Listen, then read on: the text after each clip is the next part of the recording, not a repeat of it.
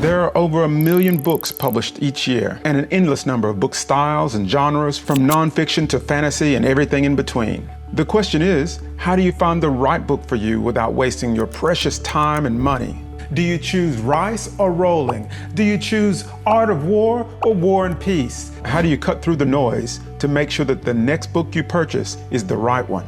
It was so frustrating getting recommendation after recommendation and still coming up with a boring book that I didn't enjoy. But with all the available information sources, online reviews, bestseller lists, and recommendations from friends and family, why is it still so hard to find the right book? Because until now, you've left it to chance. But no more, my friends. I've got a simple 3-step system that'll help you find the right book for you right now. And the first step starts with you.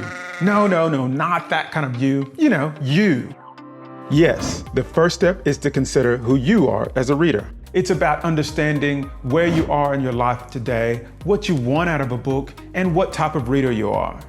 I look at this as like a filter, trying to make sure that you narrow down your choices to the right books. We have to understand where books fit in your life. Do you have the time? How will it help? A book should provide value, so deciding what's in it for you is important. You have to know your wants and needs. Is it entertainment, education, for escape, your career, or others? The best book for you will often depend on the type of reader you are. What and when do you enjoy reading?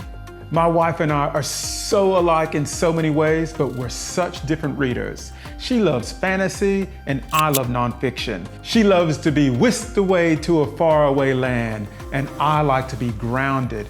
And this is why it's so important to understand what type of reader you are before you go out and purchase that book. Do you love series novels? Or are you a literary snob who prefers to read award winners or the classics? You may be loyal to an author or a theme. Or are you the type that starts a book and never finishes? You could love nonfiction or fiction. Or do you prefer to follow the crowd, only reading the books that your friends or colleagues have read before? Or do you binge read on vacation or during the holidays? Knowing yourself as a reader is an important first step. So if you get a recommendation, you'll know that the recommendation fits your needs, not just a great book that is good for someone else, but not good for you.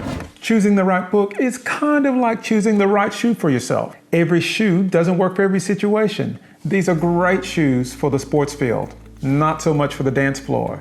So make sure you're filtering your book choices so that you can get the right fit. How did this get in there? Babe. And the next step is all about getting organized. It's about listening and lists.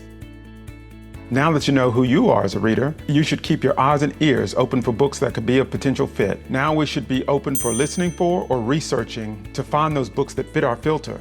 This is how you organize yourself. This is how you make sure that when you hear a recommendation, you have somewhere to store that information. You have somewhere to record it and take down a little bit of a note, so later when you find out if it fits your needs, you can grab that book and it be the right book at the right time. You could talk to friends or colleagues about other books to consider. You could read online reviews or take note of the books mentioned on podcasts or videos. But the key is to capture as many book choices as you can so you don't forget them. There are so many great ways to capture information, so I won't bore you with all of them, but I can tell you what I do. I love to take a little bit of a note on my phone. You want to jot down the following details: the name of the book, who recommended it, and why it's a great book for you.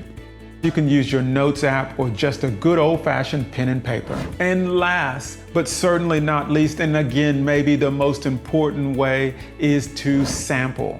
You have to taste test what you want to read.